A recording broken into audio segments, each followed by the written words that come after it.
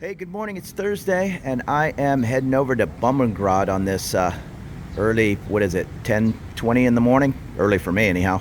So I'm going to head up to the BTS down to Nana and then walk over towards, in between Soi 3 and Soi 1, you'll find Bumrungrad International Hospital.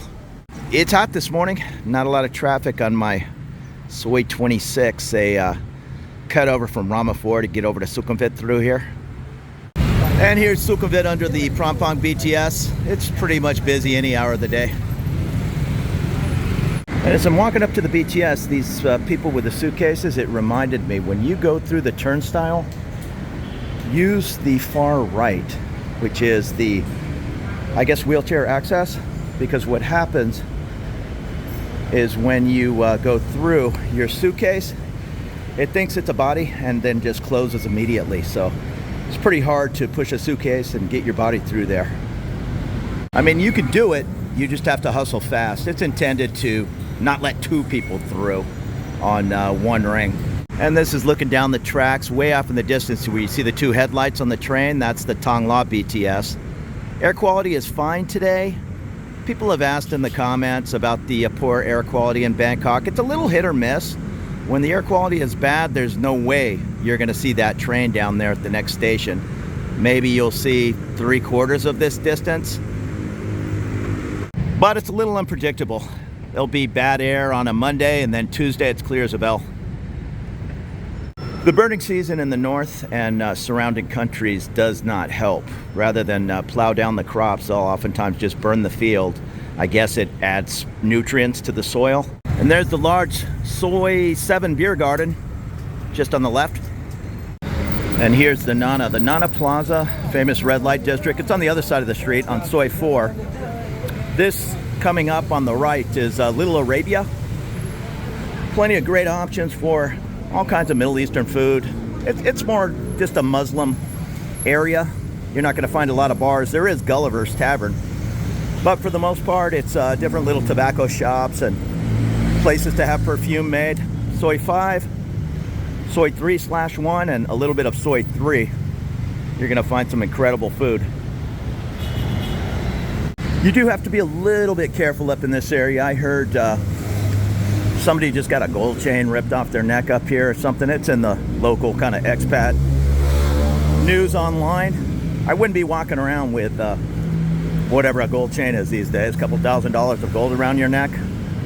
Somebody might relieve you of all that weight around your neck in this touristy area of Nana.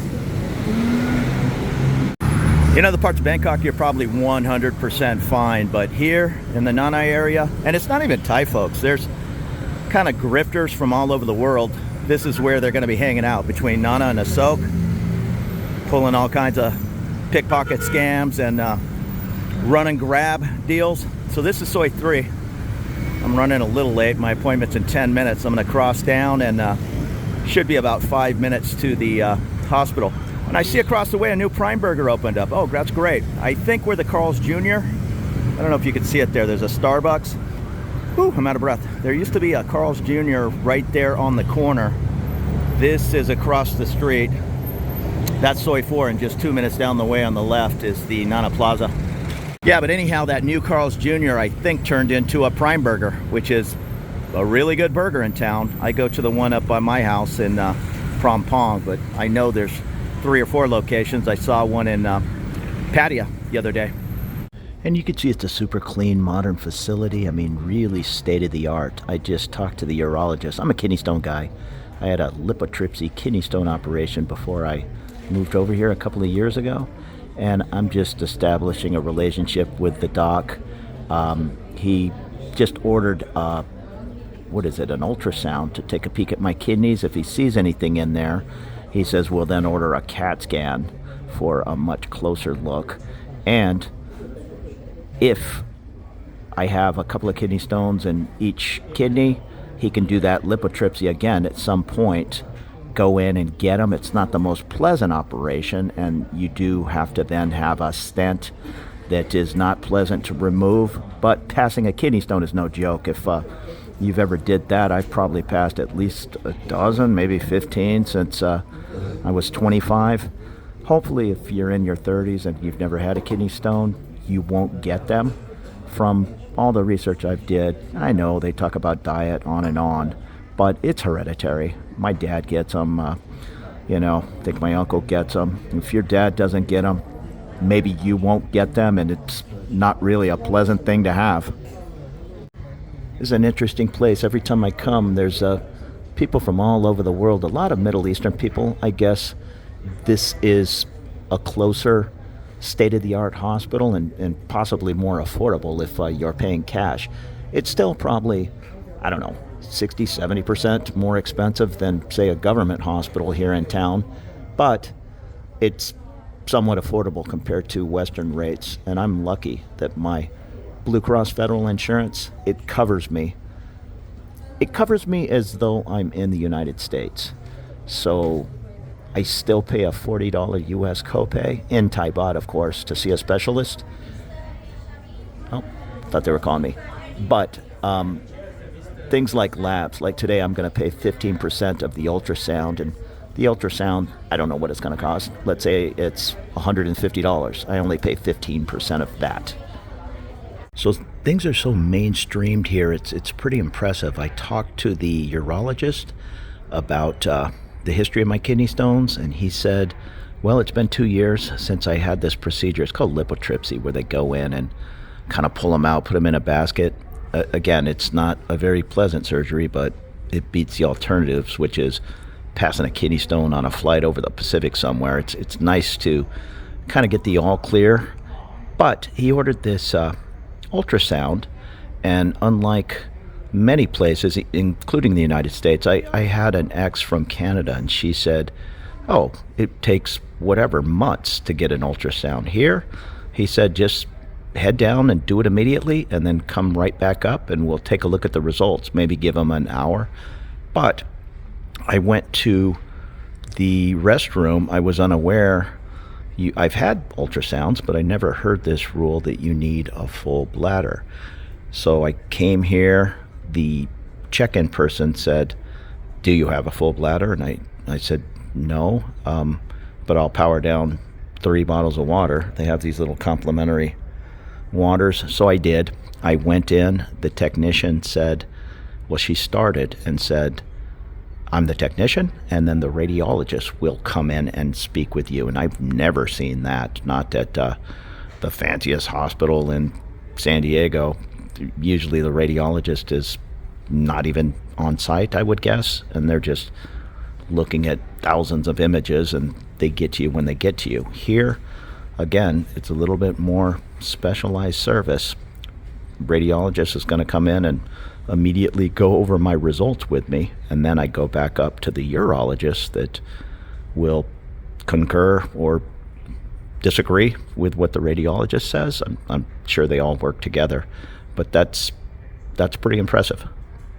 And looking down that hallway is the CT or CAT scan. The doctor said that'll be our next step. If we see something large enough on the ultrasound, if you've ever had kidney stones, and I don't mean to make this a kidney stone documentary, in the United States, they oftentimes will start with an x-ray. It's kind of a specialized x-ray, but it shows if there's anything big in the kidneys. But the ultrasound is a little bit more precise.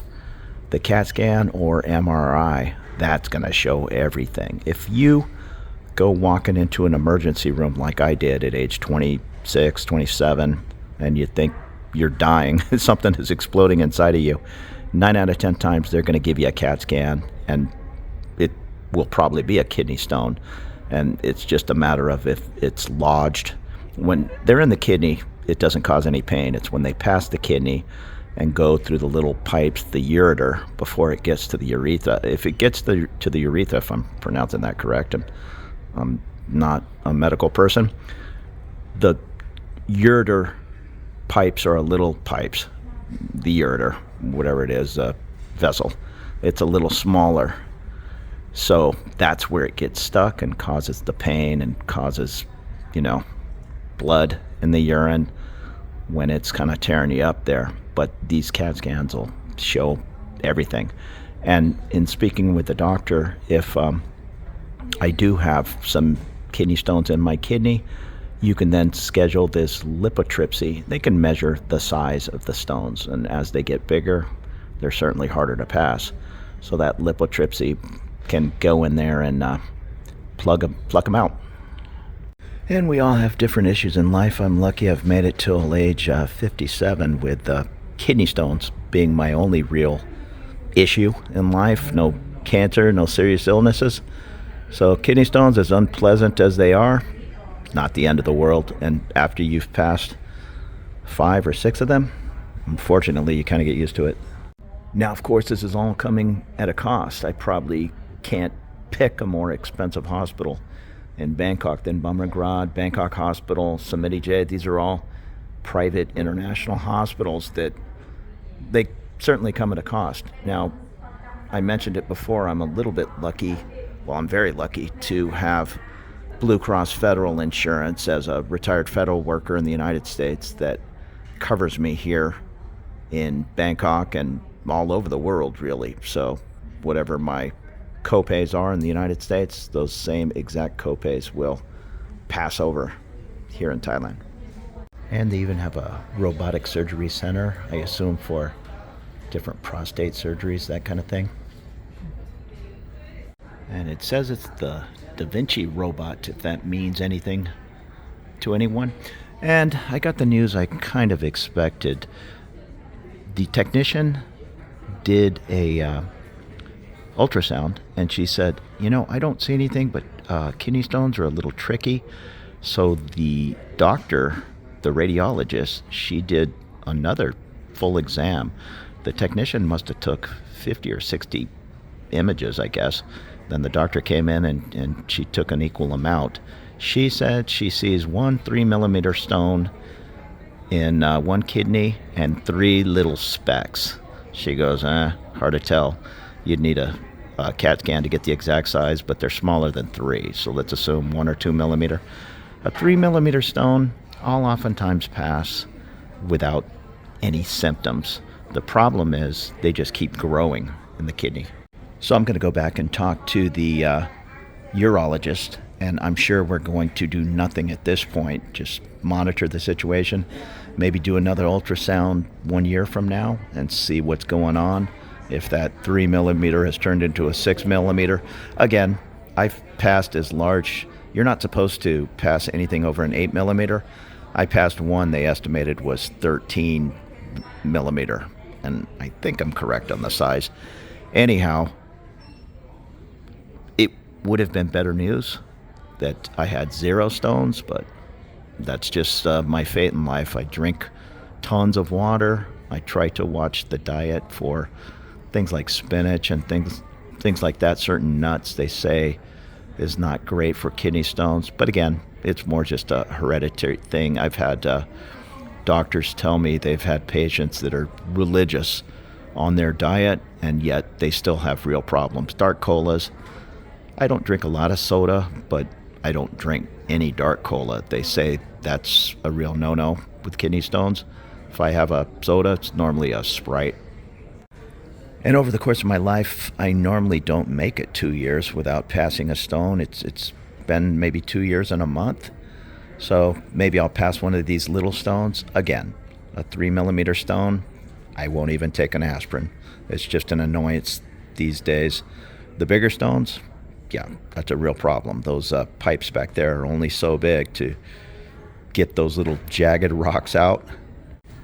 Little bit of an issue at billing. It's my own fault. I did not get my appointment pre-approved. I called yesterday for the appointment, and oftentimes Blue Cross will approve it immediately. For whatever reason today in billing, and you handle billing the second you leave the doctor, they said, I'm sorry, we did not receive your authorization. The last time they did an estimate, I don't know what they did last time. They said we didn't receive your authorization, but pay X amount and we'll catch up later.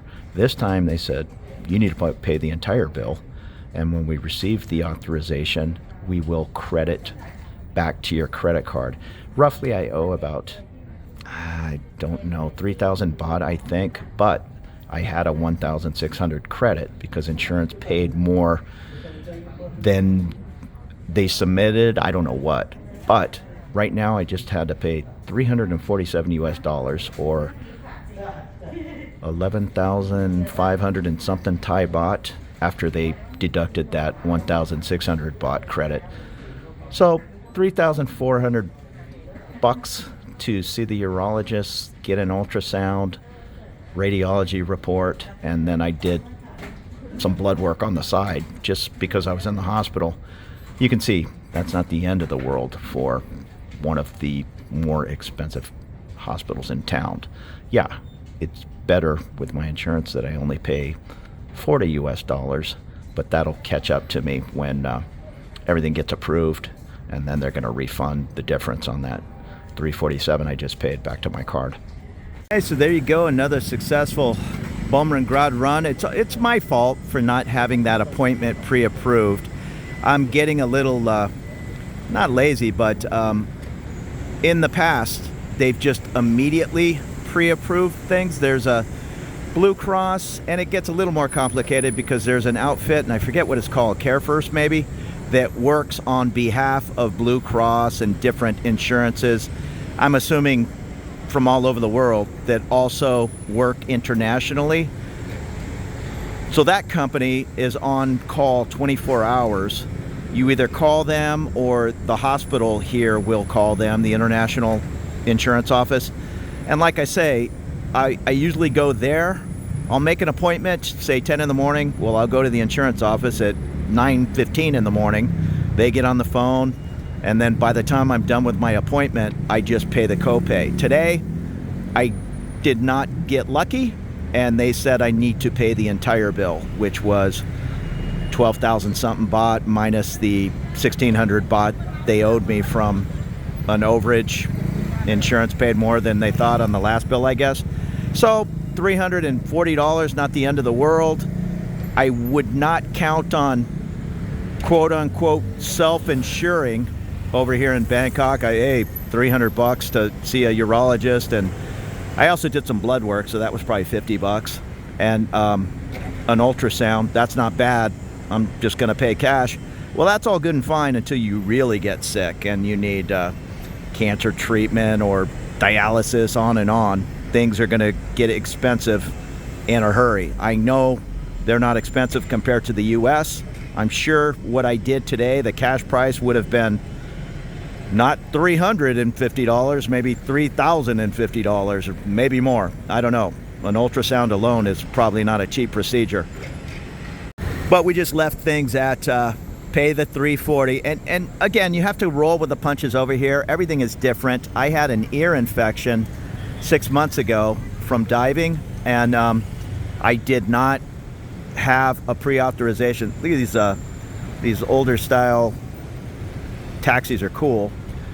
They call them VIP taxis. I don't think they're that old, though. They're just made to look that way. I didn't have an appointment or a pre-authorization. They call it a guarantee of benefit on the ear. And at that time, whatever it was, say $200 US. They said, well, we know you have insurance, so we're just going to charge you 30% of the total bill. And then when things wash out later, if you owe us a little bit of money, we'll send you a bill. And they've did that in the past, because that's the other consideration is even if you have a guarantee of benefit, it'll say $40 US for a copay for a specialist. You still might get a bill 2 months later because insurance did not pay for some Band-Aid or the way they build things. That's happened to me a lot. Again, you need to just roll with the flow. You think it's going to be $40 copay to see the doctor, but there might be another, whatever it is, $2.19 charge later, and you just have to pay it. You want to stay in good standing with the hospital, and you need to pick your spots on arguments if you really want to be too worried about paying an extra $10. And I know much of this insurance talk is only going to be for a very specific group of people, mostly people from the United States. That's what I'm talking about, dealing with a U.S. insurance company here in Thailand. And that's an even smaller crowd because Many of the insurances in the United States, like Kaiser, I had Kaiser 4 years, they're not going to cover you over here unless it's an emergency situation. I'm no insurance expert. Call your insurance company and find out. I'm assuming if you are on vacation and have Kaiser insurance, say, which is an HMO, you can come here on an emergency basis and maybe even get a pre-authorization on that procedure rather than paying the entire bill and then taking the bill back to the United States to get reimbursed. So look into all that. I don't have the answers. All I can really answer is the small niche of having Federal Blue Cross, which does work over here. This is an in-network hospital, the same as an in-network hospital in the United States. And with that being said, an in-network hospital, the benefit of that is you pay the copay. You don't pay the entire bill and wait for reimbursement. But you have to be a little bit smarter than me and be on top of those guarantee of benefits a little better than I did. I assumed it'd be done in immediately, and this one's taken 2 or 3 days for whatever reason. And here's the ambulances. I still haven't figured out the ambulance system over here. I'm pretty sure the ambulance goes with the hospital. These say Bumrungrad. I've seen some Eddie J hospitals or Bangkok hospitals running around. Personally, if I'm needing to head to an emergency room, I'm probably going to jump on the back of a motorbike. The traffic, I only live 2.5 kilometers from here, but that could take 40 minutes on a bad traffic day. So me, I'm jumping on a motorbike, but there is no 911 and the nearest ambulance comes and asks you where you want to go that I know of. And here's building C. I normally start in building A. That has a huge lobby, and you can go in, just explain your situation, and they'll send you to a doctor. It's a little specialized over here. If you walk in to the lobby and just say, hey, I'm having really bad stomach issues, they're going to send you to the stomach center. I mentioned it in a couple other videos. I had 3 or 4 stitches in my head. I cut my head surfing in Indonesia, and I came in, arranged for a guarantee of benefit to have the stitches removed, and they said, okay, come back in 4 days, whatever it is. This time I did it early. And they said, yeah, come back. But when I showed up, they sent me to surgery, which I thought was a bit of an overkill. But, you know, any nurse can take those stitches out of the top of my head. I could have took them out myself if they weren't on the top of my head. But no, they sent me to outpatient surgery to remove those stitches. I was a little afraid what the copay might be, but it was nothing. It was just like seeing a doctor. I think it was a $30 US copay. Hey, so there you go. So with all that being said, don't be afraid to come to even one of the finest hospitals in Bangkok if you got food poisoning, or whatever it is. There's plenty of smaller clinics around town that can handle the light work. But if you really twisted that ankle and you're not certain if you broke it, yeah, come on in here, see a doctor, get an x-ray. It's not going to break the bank. I mean, maybe if I don't know how things work in the UK, or I had an ex from Canada, I think I already mentioned that in this video, and she would oftentimes go to the US and pay cash to get a procedure done because it was, yeah, it's free in Canada, but you're going to wait 3, 4, 5 months for that appointment. And, you know, it was just worth it to her to pay the $220 or whatever the number might be to get immediate care. But here you can see it was $340 US to see the urologist twice, because I saw him. He ordered the ultrasound. He then sent me down to do some blood work, which was separate. I'm just monitoring my cholesterol. Came back after the ultrasound to discuss the results. I also had a radiologist do a second ultrasound on me, which that was good, because the technician said, yeah, I don't see any kidney stones, but doctor likes to take a second look because she knows where they hide. And yeah, she found 4 kidney stones, 3 in one and 1 in the other. So that was a nice extra service. And all of that, everything together, $340. So just coming into the emergency room or seeing a regular doctor about some minor issue, it might only be a few $100. Just don't let it wreck your vacation. And I know many people watching this video from different parts of the world, say the UK or Australia, might be, what are you talking about? You know, it should be a couple $100 anywhere, but I'm a guy from the US, and when you talk about stepping foot in an emergency room anywhere in the United States, the only thing that's going to cost a couple $100 is if they put a Band-Aid on your head, and then they're still going to charge you probably $2,000 to apply that Band-Aid. And that might be a little bit of an exaggeration, but not much. We have some crazy hospital bills in the United States that they can really bankrupt a person fast if they don't have the proper health insurance. Oh, and there are fine doctors that train all over the world. I just happened to get a urologist today that trained in Brown and then worked at Brown in the United States. So he spoke perfect English, which I'm an English speaker, and everybody in the hospital is going to speak English. There were some Middle Eastern people, I don't know if they were speaking Farsi, but they were standing there with a nurse and an interpreter. And as I waited to see the doc, every time a person stepped up to the counter, they asked them if they needed an interpreter. I do know my insurance kicks in at 100% coverage with surgery and anything inpatient. It's these outpatient things that U.S. insurance gets a little crazy on. I don't want to say they discourage you to go into the hospital, but there are many people in the United States that like to go to the hospital or to the doctor once a month, and they like to go to the emergency room for care at 1 in the morning when it may have been fine to go see a regular doctor at 9 the next morning. That's the other thing, is here in Bangkok, there are small clinics you'll see as you're walking around, just like what we'd call urgent care in the United States. But even then, oftentimes they might send you to the hospital to get XYZ labs.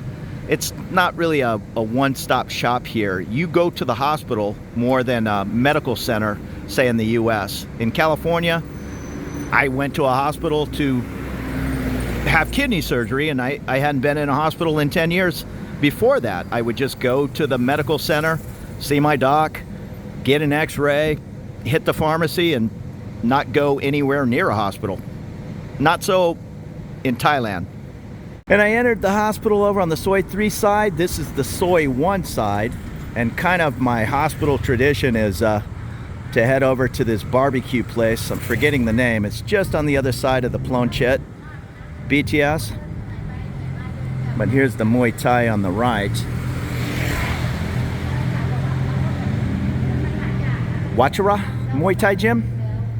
And here's the ambulance. You can see they have the lights on. They don't run the siren right next to the hospital, but he's just going up in bumper to bumper traffic. And whenever I hear an ambulance, I mean, me and the 30 people in front of me, we're doing everything we can to squeeze to the shoulder and let that ambulance by. Here in Thailand, it's not unusual to just have an ambulance stuck in the middle of traffic.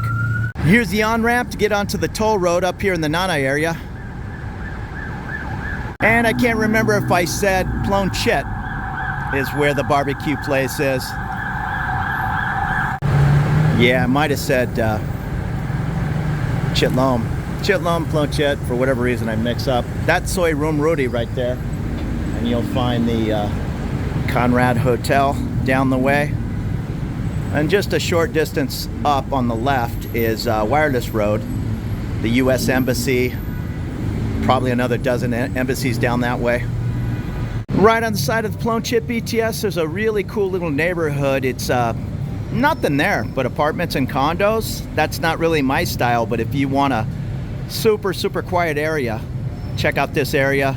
On the other side of Soi Room Rudy, here's the highway over there, and there's Bumrungrad off in the distance. And over on the Soi Room Rudy side is the Novotel. And this Bangkok beer garden's a lot of fun. Oftentimes they'll have a guitar player Here's Soy Romrudi, another cool little street. Things get a little expensive in this area. There are just so many diplomats that want to live here and just walk to one of the embassies. And also at the Novotel, if you head down Soy Romrudi, you'll find some really nice, some nice French restaurants down the way, but there's also a Catholic church down on the left. And a 2-minute walk from Ploenchit BTS, you'll find a La Monita Mexican, although I love Charlie Brown's Mexicana in the Asok area, and my barbecue spot, Barry, something like that. I'll get the name when I get down there. It's really good barbecue. I'm just terrible with names. Yeah, here it is, Billy's Smokehouse. I always get the pulled pork. The ribs look delicious, but I always, for whatever reason, get the pulled pork sandwich.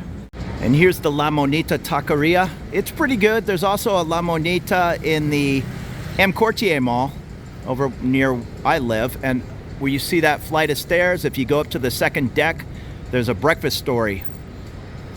Little Jane's Addiction playing. Yeah, it's a good little spot. They have Stone on draft. I'm meeting up with some friends later for a couple of San Miguel's over at Stella's, so I'm not drinking right now, but Stone on tap, not bad. And I don't have my glasses with me. It says this is a traditional American style barbecue. I'm pretty sure the chef is American. Never met him, but it's delicious.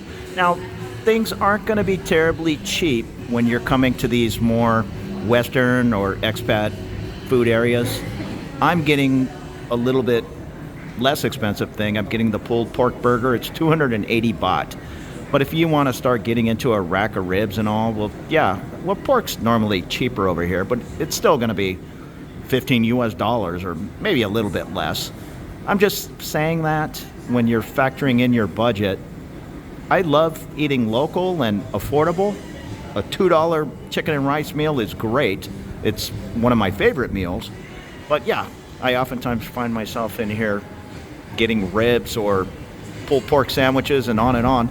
And that's going to be a $10 or $15 bill. You start mixing in some 280 baht pints of Stone, and it's adding up pretty quick. It's still cheaper than the U.S., but just factor that in, your diet, with what you're going to spend over here. I talked to many people, well, many, 2 or 3, who said, yeah, I thought I would be able to, $100 a week on food, just eating street food every day, and that's probably just not realistic. Unless you're Thai. I know Thai folks, yeah, they're hitting that street food twice a day, every day, and it's very rare to come to a Western style place and drop 1,000 baht on a meal and drinks. And there it is, the pulled pork burger. That's almost 2 sandwiches, but yeah, I'm not going to have too much of a problem getting it down. So that was 382 baht, or about $10.50 US. Well worth it to me. But yeah, not every meal over here is going to be 60 baht street food, unless you're well disciplined. Myself, I like to eat what I want to eat when I want to eat it, and it's probably 50-50 of cheaper food. I eat a lot of Thai food in smaller restaurants, not so much street food. I eat a lot of the street fruit, the fruit people, but there's just so many good places to sit down and have a fan blow on you, and it's the exact same price as sitting on a curb somewhere. And maybe it's not the exact same price, but I really don't care if my meal is 60 baht or 70 baht. It's worth 10 baht to me to sit down. There's also a little dive shop, scuba outlet, right across from the barbecue place. I need to go in and talk to those folks, see if they arrange some, I'm sure they do, arrange some trips from here. Within 100 miles, you can get down to Rayong, and even in Pattaya, you can go scuba diving out in the outer waters. You're not diving in the nasty kind of beach area or bay area, but yeah, you get out there on the other side of the islands. There's some shipwrecks. But of course, nothing's going to compare to getting down to the islands off of Samui and all. That's probably some of the finest diving in the world. And also at the base of the Ploenchit BTS, right near the barbecue, you'll find Siam Pharmacy. My guy over there actually recommended the doc to come over here to fill a prescription. He says it's cheaper than the hospital. Plus, they do generics here. I think I just saved about, whatever it is, 16, 17 US dollars filling a generic here as opposed to the name brand in the hospital. Just make sure they write you a separate prescription. Oftentimes when you take your bill, well, not oftentimes, every time when you take your bill to the cashier, they're going to charge you for your medicine and then point you to the window of the pharmacy. So have a separate script written. It's more like a medical certificate, and that's good enough to come into the pharmacy for a prescription. It's not going to be like in the US, a little whatever it is, 4x4 piece of paper. It's going to be a medical certificate. And as you can see, it's super busy in here because they do have some pretty good prices. And the young lady I spoke to spoke English, so that's not a major concern. There are plenty of pharmacies around town, but I don't know. I just go to these busier, large ones. Hey, thank you so much for following along this afternoon. Let's run over to Bumrungrad and getting a little barbecue. There'll be more videos to come. Consider subscribing if you haven't. We'll see you later.